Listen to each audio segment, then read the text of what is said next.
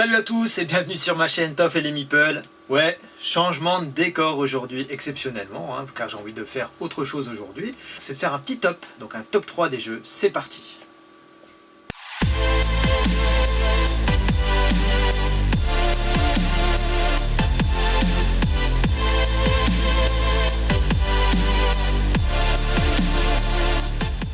Alors aujourd'hui je vais vous parler des Roll and Write. Je vais faire un top 3 des Roll and Write. Donc les Roll and Write c'est quoi? Alors déjà avec mon accent anglais on a du mal à capter, c'est roule et écrit littéralement parlant. Qu'est-ce que tu fais toi? Bah quoi, je roule et puis bah j'écris. Je roule et j'écris quoi. Ah oui, bah, moi je l'ai compris comme ça. Pas du tout ça. Allez file, je vais t'expliquer. Tu vas vite comprendre.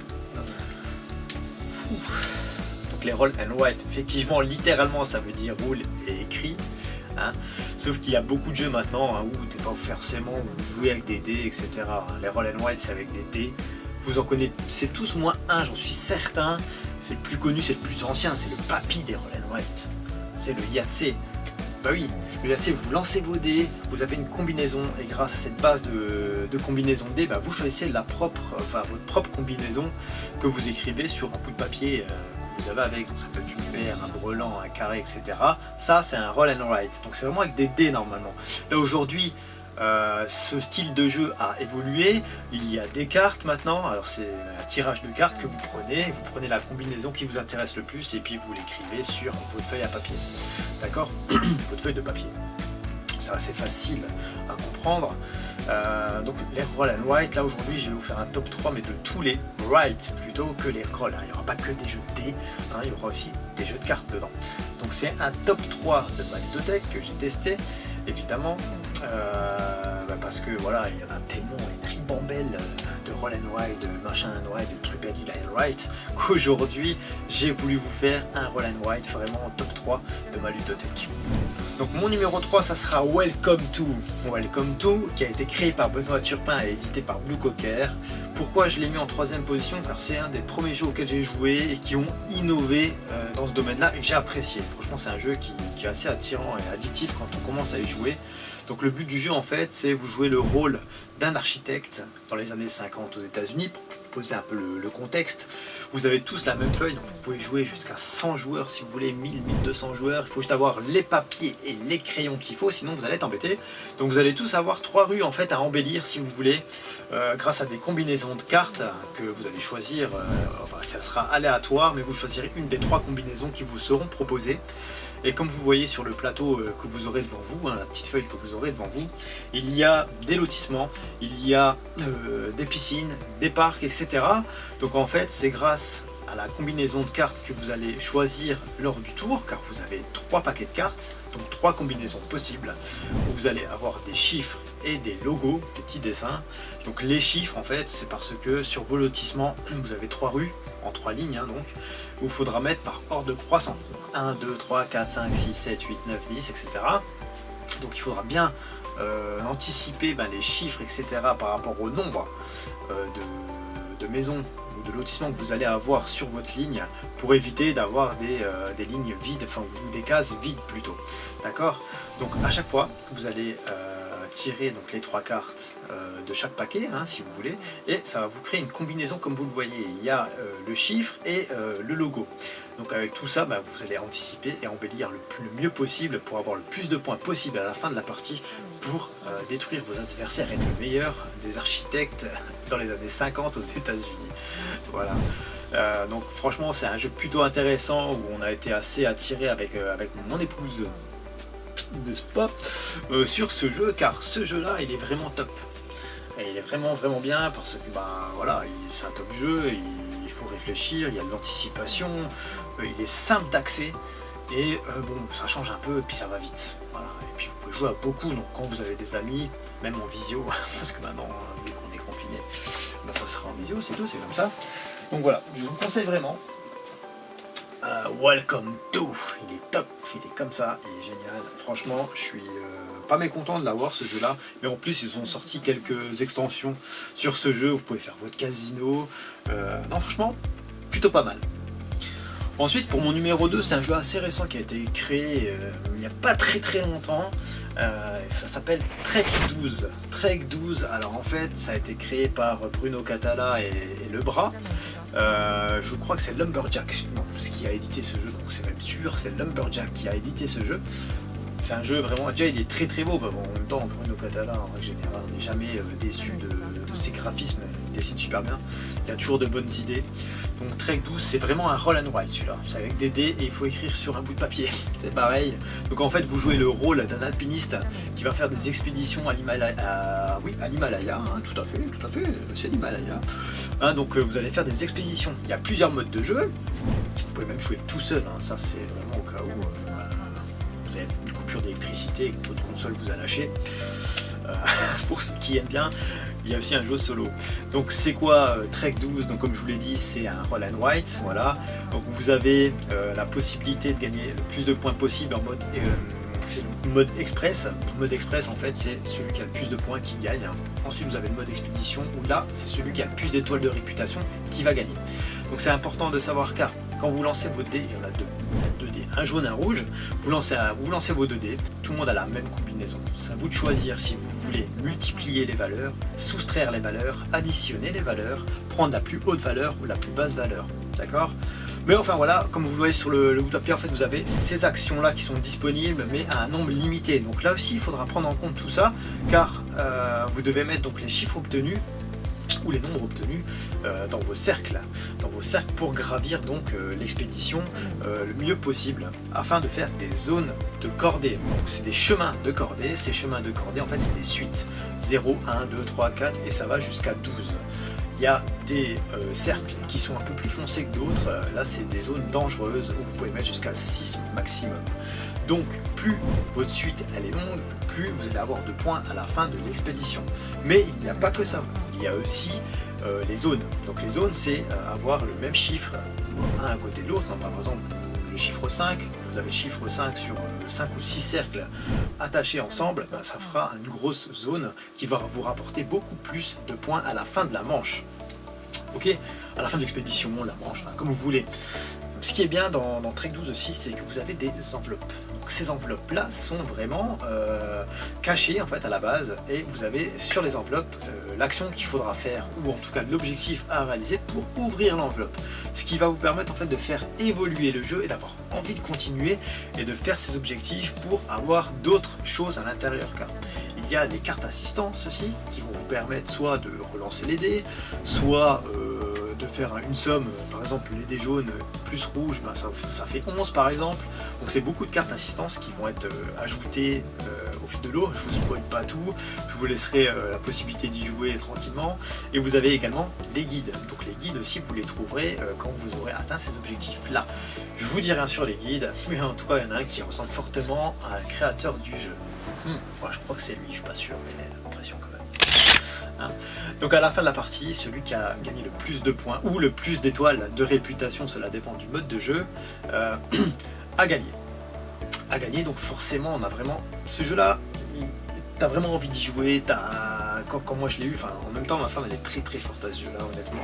Je suis pas venue ici pour souffrir, ok? Beaucoup de chance d'ailleurs, vu que je suis très mauvais joueur, pour moi elle a que de la chance d'ailleurs.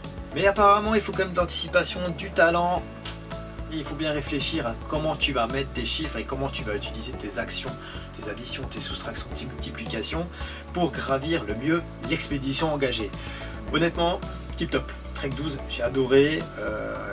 Très simple aussi d'accès, surtout que vous avez on va dire la petite partie d'initiation, le mode express, où là ça vous permet vraiment de faire entrer les nouveaux joueurs dedans pour qu'ils comprennent assez facilement le jeu, les actions et qu'ils se fassent une idée de ce qu'ils aiment. Pour le reste, je vous laisserai un peu découvrir car il y a des enveloppes cachées, je ne vais pas vous spoiler. Je vous conseille de l'acheter honnêtement, franchement, allez-y gaiement, pas de problème. Jeu tip top qui prend vite, on s'y prend vite à ce jeu là, honnêtement. Moi qui suis pas très sportif, par exemple, moi, là je peux dire que j'ai gravi l'Alpin, j'ai été un grand alpiniste, voilà. Donc vous pouvez même manger en même temps que vous jouez, nickel, et puis bon, à part faire travailler le cerveau, vous faites pas travailler autre chose. Mais voilà, en tout cas, super jeu, vous voyez un peu les graphismes. Voilà, non, franchement, j'ai adoré ce jeu. Voilà. On va passer au numéro 1, qui pour moi, franchement c'est vraiment un jeu qui m'a surpris. Parce qu'on en parlait beaucoup, puis à un moment donné il était en rupture de stock et pas moyen de le retrouver, bon bref. Il est revenu, et ce numéro 1 c'est Cartographeur. Alors Cartographeur, si vous aimez bien un peu la technique Tetris, il faut mettre les formes géométriques tout bien, c'est un peu dans le même style. Donc en fait, vous jouez le rôle d'un cartographe qui va essayer de revendiquer des terres. Bon, c'est pas du roll and write encore une fois, hein, c'est vraiment des combinaisons de cartes. Donc en gros, cartographeur, vous allez essayer de devenir le meilleur cartographe de la reine Gumnaz, je sais plus comment elle s'appelle, mais bon, en tout cas la reine doit vous choisir vous, et pour cela vous devez atteindre des objectifs. En fait, cartographeur se joue en 4 saisons, voilà, comme chez nous quoi, on a 4 saisons, c'est pareil, se joue en 4 saisons. Donc A, B, C, D seront les objectifs qui seront liés à ces lettres, et chaque saison en fait détient un couple de lettres. Donc par exemple la première saison c'est A, B, ensuite c'est B, C, C, D, D, A. Voilà, et c'est les objectifs qui sont en dessous de ces lettres-là qui vont être pris en compte à la fin de la saison pour comptabiliser vos points. Voilà, donc en gros, vous tirez une carte. Donc quand vous avez tiré une carte, dessus vous avez donc soit une forêt, soit un village, soit d'autres zones de jeu, hein, avec une forme géométrique à la Tetris, que vous devez donc mettre sur votre parchemin. Votre parchemin qui est recto ou verso. Vous choisissez au début de partie quel côté vous voulez jouer. Vous commencez avec une des deux parties. Comme je vous le disais tout à l'heure, retirer une carte avec une forme géométrique que vous devez placer donc sur votre parchemin à la Tetris, façon Tetris, voilà, simplement façon Tetris, et essayer d'atteindre les objectifs des premières saisons, puis ensuite des autres, etc. pour atteindre la fin de la partie avec le plus de points que votre adversaire. Attention cela dit, car il y a une carte qu'on appelle embuscade qui va vous titiller un peu le royaume, hein. Donc en gros, vous devez passer votre parchemin à votre voisine, au voisin de droite ou de gauche, hein, je sais plus, c'est vous qui déciderez. C'est elle qui va mettre la forme géométrique de l'embuscade sur votre parchemin. Et là, ça peut pourrir la vie des gens, et même des couples, en soi. Et ouais, un peu difficile, mais bon, c'est comme ça, c'est le jeu, hein, et voilà. Donc dans l'embuscade, il faudra bien faire en sorte de bien l'entourer pour pas perdre le maximum de points, mais vous inquiétez pas que ça, en règle générale, on aime bien trouver la bonne place pour bien pourrir son adversaire, et ça c'est top, très bien. Donc en fait, quand les saisons sont terminées, la partie se termine. Vous avez comptabilisé vos points de chaque saison, et à partir de là, celui qui a le plus de points a forcément gagné, hein, et donc la reine le choisit comme meilleur cartographe. Voilà, voilà. Donc en gros, cartographe, c'est un role player, hein, voilà, il est là, il est vraiment bien. Franchement, j'ai été surpris parce que je pensais vraiment pas aimer ce style de jeu, mais celui-ci est vraiment cool. En plus, vous pouvez le retrouver sur mobile. Il est aussi sur mobile, bon, il est qu'en anglais, mais quand vous avez le jeu déjà, pas de problème. Puis c'est de l'anglais assez basique, assez simple à prendre en compte. Voilà, donc cartographeur numéro 1, tip top. En ce moment, on s'y prend vite. Les graphismes sont assez jolis, même les parchemins sont plutôt beaux. Et bon, j'avoue que moi j'aime bien prendre un malin plaisir à pourrir l'adversaire quand il y a une embuscade qui tombe. Ça c'est mon délire à moi, et c'est peut-être pour ça aussi qu'il est passé premier. Mais dans l'idée, le mec qui a créé le jeu quand même est très fort parce que bon, on s'y prend et franchement, on a envie à chaque fois d'y rejouer, d'y retourner et se dire mais non, là, je vais battre mon record parce que tu peux jouer tout seul aussi, hein. Donc voilà. Donc numéro 1, donc on reprend et on récapitule le top 3. Donc numéro 3, donc Welcome to, numéro 2, Trek 12, et mon favori, mon petit chouchou des roll and play, c'est donc cartographeur. Voilà pour mon top 3. Le vôtre, c'est quoi alors, à vous, votre top 3? Parce que j'aimerais bien savoir aussi, vous, quel est le top 3 des roll and play? Est-ce que j'en aurais oublié? Est-ce que vous êtes d'accord? Est-ce que vous n'êtes pas d'accord avec moi? Il faudrait me dire tout ça en commentaire, par exemple, si vous voulez. Et bon, là je suis en train de réfléchir pour une nouvelle vidéo. Je pense avoir trouvé le thème, donc je pense que la prochaine vidéo viendra un peu plus vite que dans les 4 mois comme aujourd'hui. Dernière chose pour finir, voilà, en plein confinement, j'aimerais apporter mon soutien déjà à toutes les boutiques de proximité qui sont fermées au public. J'aimerais faire une petite dédicace à ma boutique à moi préférée sur Metz, hein, voilà, la caverne du Gobelin. Moi j'y allais souvent là-haut quand j'ai travaillé sur Metz, hein, donc j'y allais souvent, tous les entre-midi, etc.